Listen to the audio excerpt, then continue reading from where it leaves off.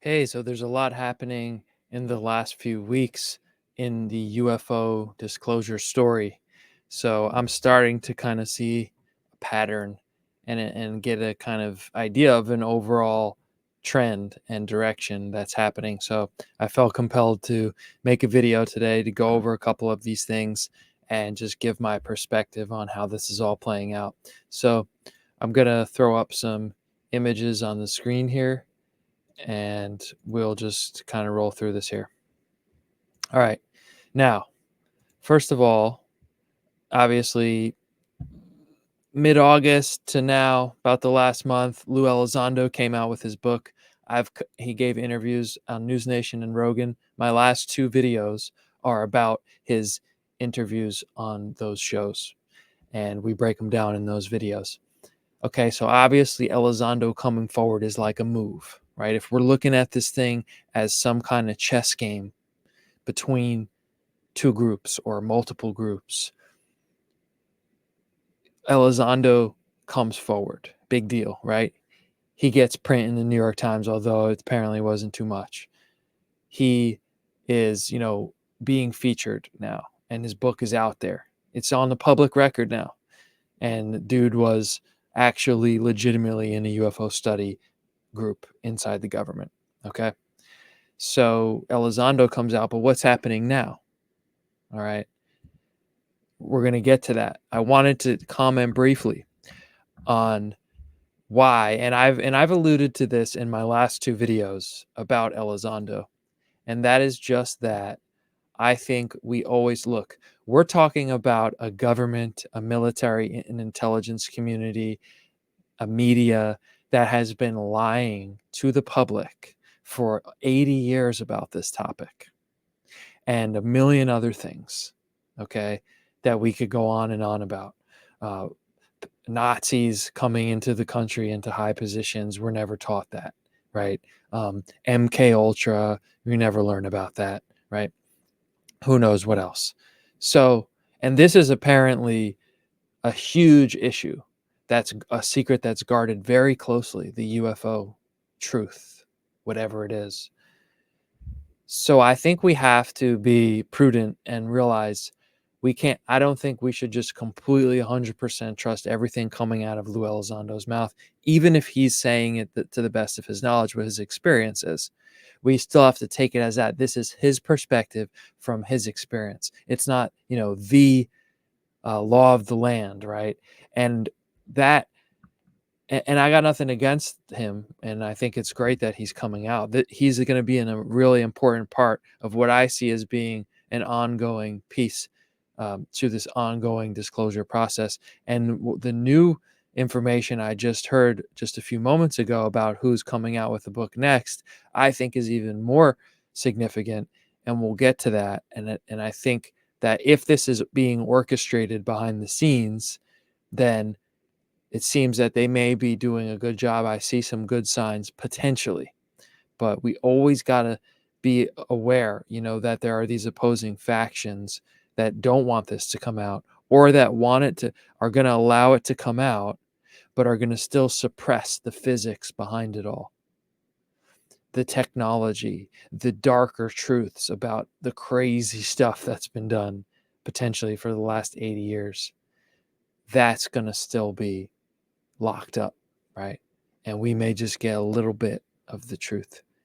And what I think is the big kicker, and I've alluded to this in other videos, is if they tell us that we haven't gotten anywhere in the reverse engineering. That's the key piece. That'll be the thing that tells us, because, and you hear people, and I've been critical before of Jeremy Corbell and George Knapp, as much as they're kind of like unanimously loved in ufology, right?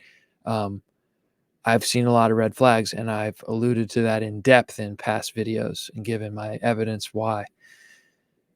But they've said matter of factly, as if they know, we never got anywhere reverse engineering them. Meanwhile, you've got plenty of claims of people saying that they did. And you've got claims of people saying that there's these covert programs and secret space programs, okay? Well, we're not going to know if it's true or not if we don't ask the questions and we don't leave open the possibility. Not to mention, if we just think about it logically, right? Started recovering these things in the 1940s. And do you really think it has stumped us for that long, right? And then you have Carl Nell coming out and saying there's been an interaction with this non-human intelligence. And do we really think that we still are puzzled, as Elizondo says it in these two videos here that I've put on the screen? As he puts it, right, they're baffled. The top people inside the aerospace and military are just baffled by these materials, right?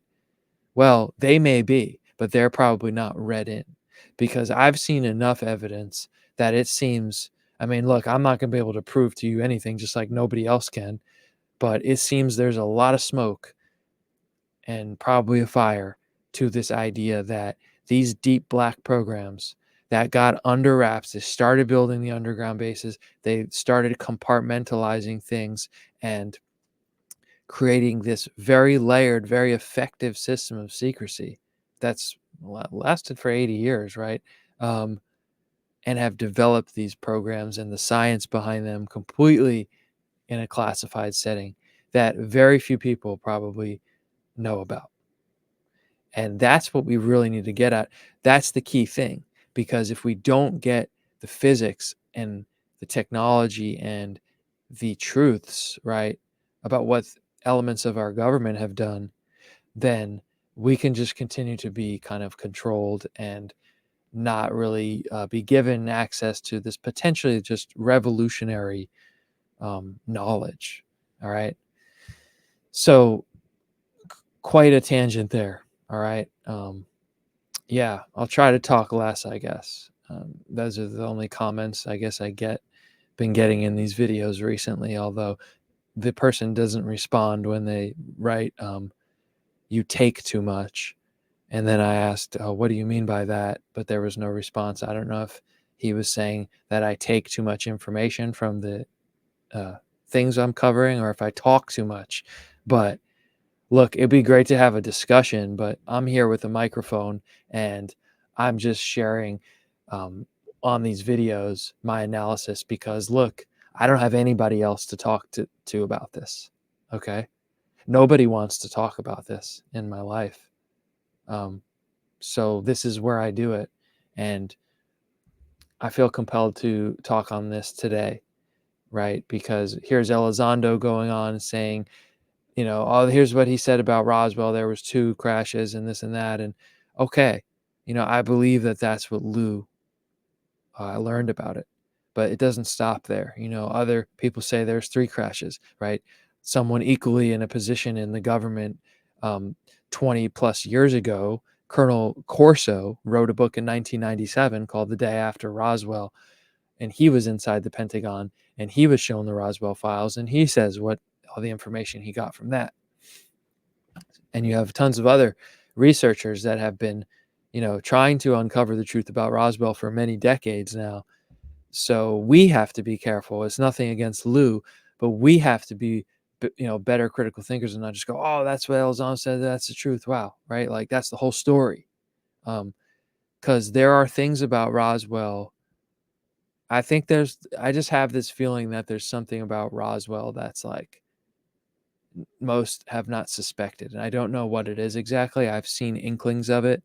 There's a whole German Nazi connection to this whole UFO story that I've found the deeper that you go down the rabbit hole of really trying to investigate this objectively, you come up against this, the German advanced technology. And as crazy as it might sound at first, the more you dig into it and really think about it and realize how way ahead of the world the Germans were of everyone else in World War II, and then you start to hear the testimony, and then you start to hear, for example, Paul Hellyer, right, who Carl Nell publicly used his name in to back up his own claims in Nell's statement a few months ago, right? Hellyer himself said that there was German flying saucers, and he said it matter of factly, like he knew it.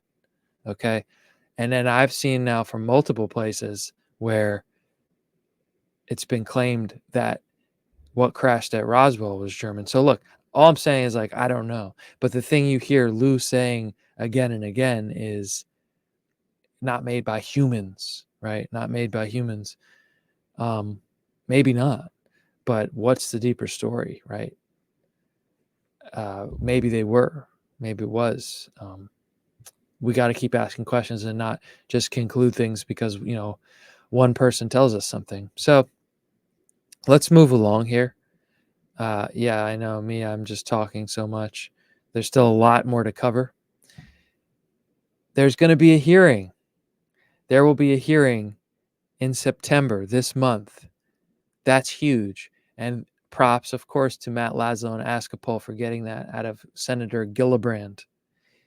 Now, she is going to basically, it's not going to be a hearing like the one last year with Grush and Fravor and Graves. It's going to be a hearing where they're basically, it's AARO reporting to Congress about their findings.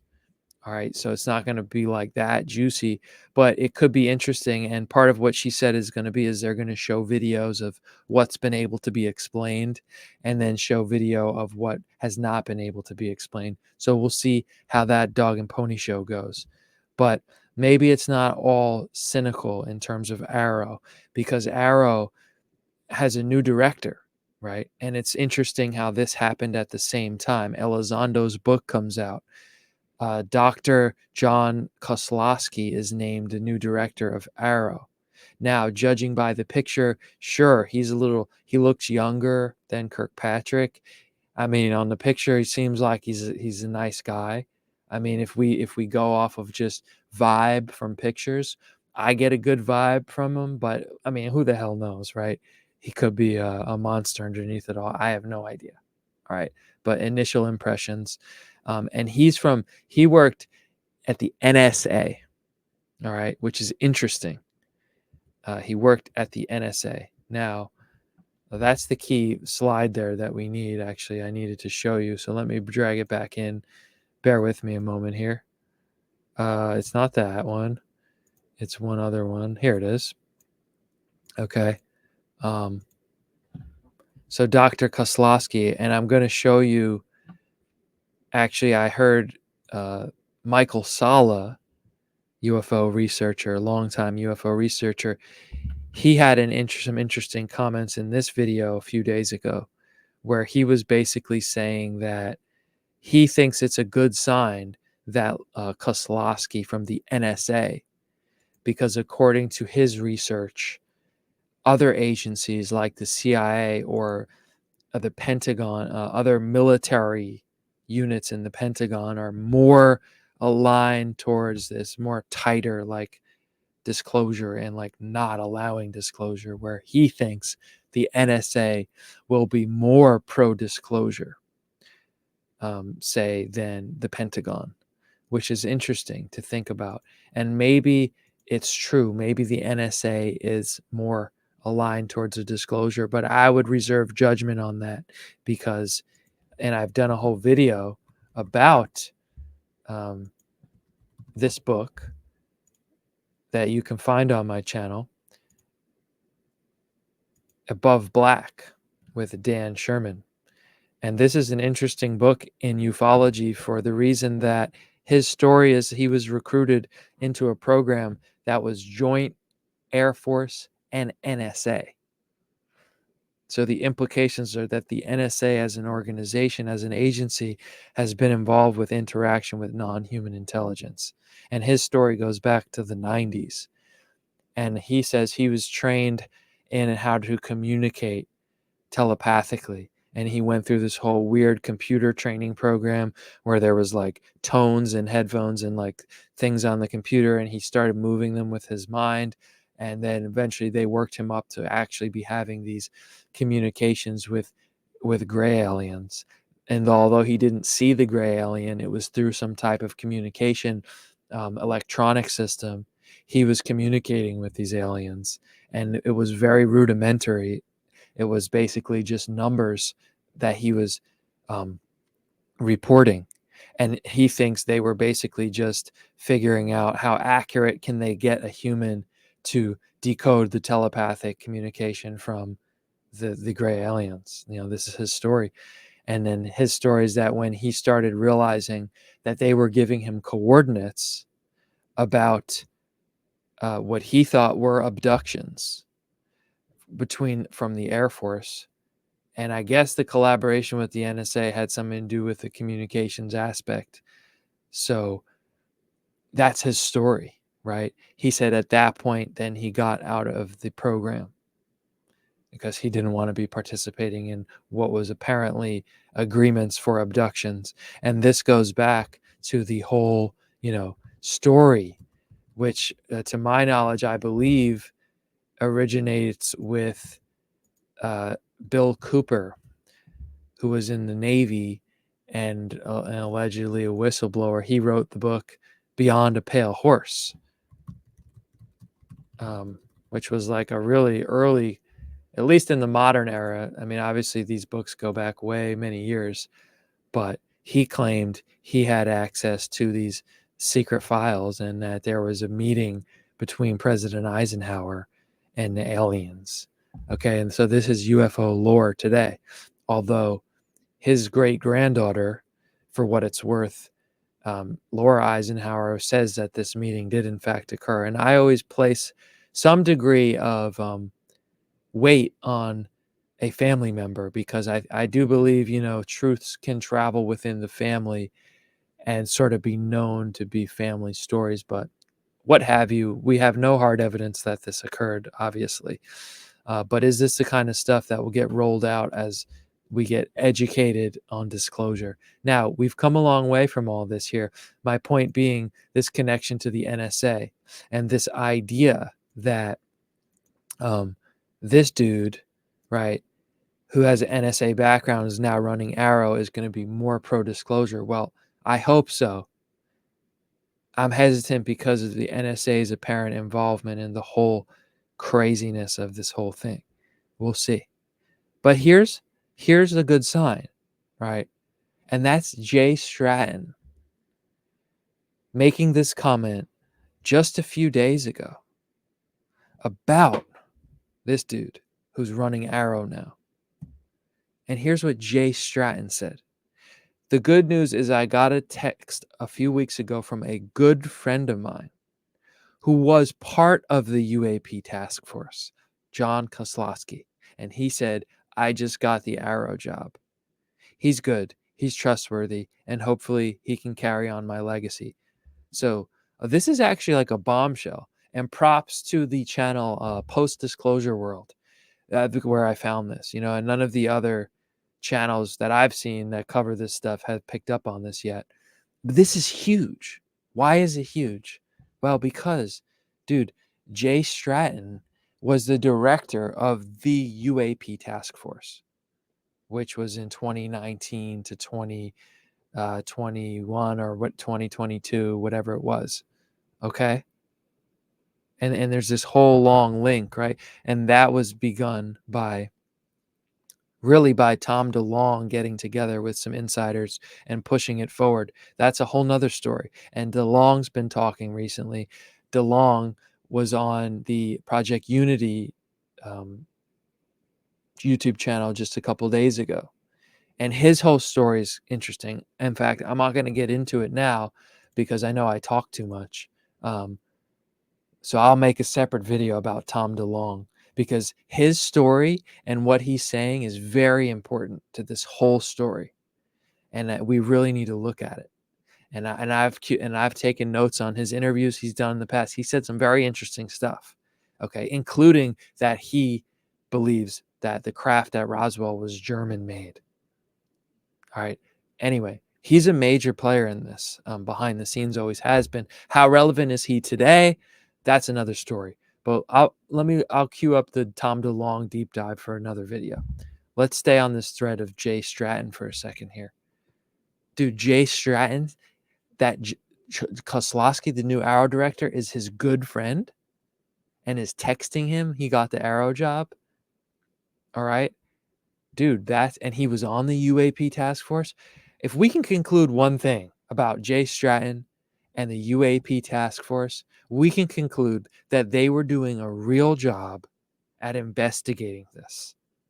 With a high degree of confidence, I can, because David Grush came from the UAP task force. Jay Stratton is the one who chose David Grush. Said, "Oh, okay, we're going to have someone look into all the special access programs that are rumored to be UFO related, that there may be stuff hidden." And he said, "I want Grush to do this," or someone brought Grush to him and he hired him, right?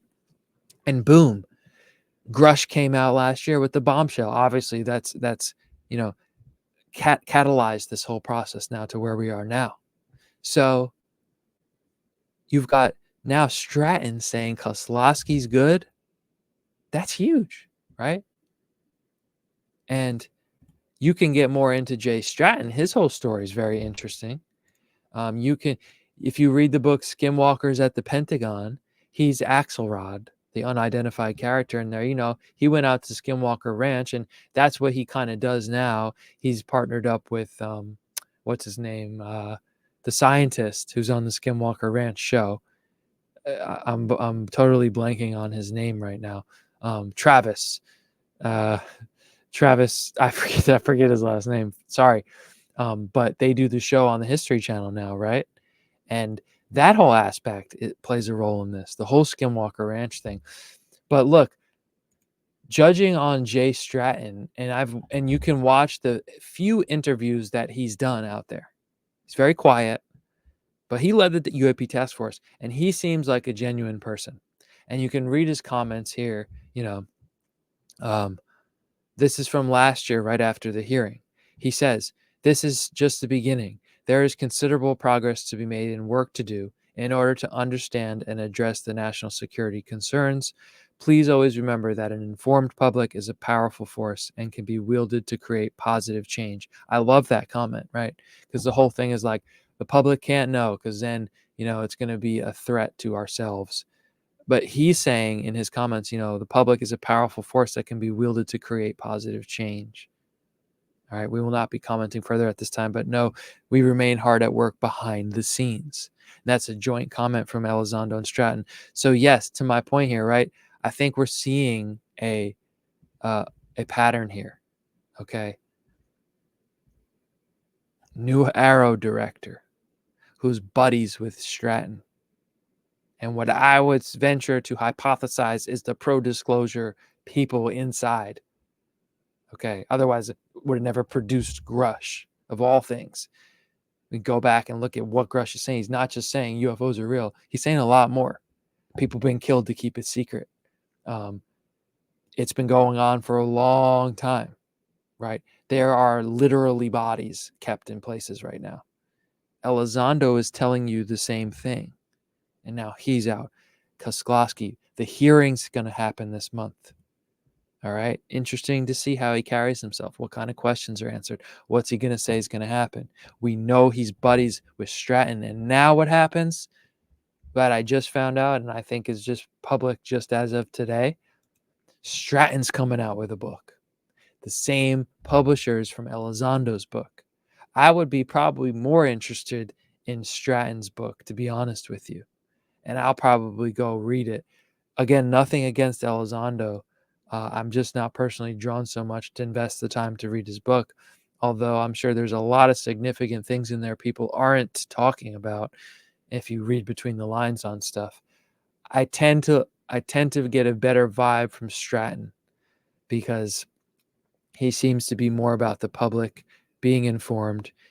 He's on the same team with Grush, whatever that team is, right? And there may be slightly different teams that are on the same side of disclosure, but I have my red flags about Elizondo. I have my red flags, for example, as I'll show you when I make a separate video about Tom DeLonge, who partnered up with Elizondo at the beginning of all this and released the 2017 New York Times article. DeLonge said it himself, right? When he talks to Joe Rogan and Steve-O, he says himself, we got together and we decided, look, the public shouldn't know everything. How can we tell them this, right? And so you're going to get from the DeLong camp, according to him, you're going to get a limited disclosure or even an obfuscated disclosure where you're not going to get everything. What, but Tom DeLong should know because he has money and fame and he was lucky enough to get in with some Air Force generals and Area 51 people? Sorry, I just don't agree. Like, I think we should all get to know the full truth. But I'm for something like Carl Nell and the Soul Foundation, again, the Grush team, where we figure out a timeline for disclosing it. But okay, and maybe 25 years is okay. I think that's a shame for people who are 70 years old now, who might not get to learn the full truth. So maybe we need to rethink that. Maybe we can do it in 5 years, 7 years. I've heard 7 talked about. Because yeah, you should roll it out, right? Are we going to just jump to like alien hybrids and ancient origins of humans and aliens and deep black, military abductions of humans and the whole thing? I mean, I don't think they'll ever let that stuff get out if it's true. But my point here, right, as we come to a close here, because, here I am just talking too much, right, is I think it's all good signs. And I think there's evidence of it being orchestrated here. And Stratton's going to come out with this book now. That should be very interesting. Not to mention, we've got the James Fox documentary coming out with the program, right? And those insiders who the word is from people supposedly in the know, there's going to be people on Grush's level or even higher in this documentary who have the credentials, just like Grush. He's like a real person who did what he said he did. These people will be the same way, and they're going to be saying some stuff that's going to be pretty crazy. Allegedly, George Knapp working on something. Okay, but I'm wary of Knapp and that whole camp again because it's more of this group in the DeLong camp where he's already said like his version of disclosure is not a full disclosure. And there's like a fear narrative in that as well. Not that I think that clearly, I think the evidence is there that there are malevolent non-human intelligence. But, look, we got to face our world for what it is, not like spoon feed and sugarcoat stuff for people. So I think a balanced approach is correct in this. And I get the vibe that like Carl Nell, Stratton, Grush, that as much as they may have their imperfections, I mean, listen to what Grush says. He's very much like he said, I don't want to live in the Matrix anymore. So I would think he would be in favor of like us not living in the Matrix. And yeah, I'm sure there's going to be some percentage of stuff that's like the general public shouldn't know this, but the goal should be how do we get to that point safely of the general public knowing it all?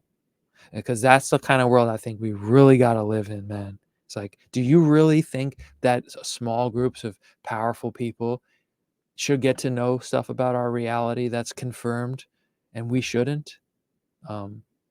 I really think we got to get past that. And I think that this sequence we're seeing here is actually a hopeful. We'll see what happens in this supposed hearing this month. We'll see what Jay Stratton's book is like. But this is good signs. I do think that this is good signs. And we're going to end it there. I had some more actual clips from some David Grush stuff, but in keeping this video more concise, we're going to end it there. I feel like we've touched on where things are going with disclosure right now, and we'll see what happens. I'll probably comment again if something new pops up. So thank you for watching. I am able to see when I check out kind of my back analytics on YouTube that even though I don't get many views here or subscribers or comments, that a good amount of people do watch to the end, believe it or not. So I just want to say thank you for listening. it does matter to me. You know, I am a teacher and a college professor of history and philosophy. So it makes me feel good to know that people listen all the way through, because uh, I don't personally think, and I'm not even trying to be egotistical here at all. I personally don't think that all these YouTube channels out there that's in this kind of space of like the UFO community um, are really thinking about this on all angles and putting it all the pieces together. And I'm not trying to say that I know the puzzle, right? But I'm just saying, like, what about these pieces over here, guys? You know, like, and there's no platform to do that. You know, I can't get on these shows like Vetted or Christian Harloff or um, whatever. All there's so many more out there that people don't even talk about. My algorithm just has me plugged into those guys, and I really like Christian, and I like Vetted as well, Patrick. Um, Although I suppose I have just some more reservations there, but I won't get into that so much. I find, you know, I've reached out to plenty of people in the UFO space, and you know, I don't get responses from people. Don't even have 200 subscribers. I get it, right? But if you're really about just having these conversations, like, let's talk. You know I'm just a normal person, but you know, I am a history professor. Um, I have spent a ton of time studying this subject for years now. Um, and for what it's worth, I just, you know, it's good to have a conversation. So yeah, I guess I'm just taking a moment to vent there, and that the exclusivity is pretty interesting. In the irony that, like, I've reached out to people who had like less than 1,000 subscribers and now are growing, right? And you see them kind of me having this meteoric rise to more and more subscribers, thousands, almost 10,000 now, um, and they just never answered me. My humble reach out of saying, "Hey, would you like to, you know, have a Zoom and make a podcast and talk about this?" Just like crickets, you know, no response. So, and then they come on and they're saying, I'm all about the community coming together and all that, right? So it's pretty interesting. Meanwhile, I've reached out to people who are, you know, exponentially at a higher level in the UFO world, who are paid to give speeches at conferences, right? And those people have responded to me very quickly and have gotten on the phone and talked to me. Because at the end of the day, that's what all I really want to do is like, yo, what do you think about this? Like, because if someone else is researching this so much, that's awesome to me. Like, I'm in a vacuum here in a lot of ways. You know, I speak to my wife about it. Once in a blue moon, I might get the ears of a friend for a little bit, but they don't really, just probably just think I'm crazy at the end of the day. So it's pretty wild. And that's really why a large reason I make these videos is to just talk about this stuff. And so, all to say, again, as I drag along here for a while, minutes now, talking about this, is it is cool to see people watching to the end, and I do appreciate you if you can share the video. Um, I actually don't even want my channel to get that big, because I'm very skeptical of intelligence agencies, and I'm very skeptical about. I don't feel safe with certain. I don't want to get too big, but it would be nice to maybe get up to like 1,000, because it seems that certain people will come on your show at least if you have at least over 1,000 or so. And I would like to talk to more people who have had a more direct experience, because you start to learn some really interesting avenues about this whole topic when you can speak to people who have, for example, their father was in a very high level on the inside, or they worked on a certain program. Like, you get those perspectives that you don't really see out there. So, whew, all right. Thank you for listening. We're going to cut it off there. Appreciate you. I hope you have a great day. Thank you for watching Expanded Knowledge. My name's Anthony. I'll see you in the next one. Take care.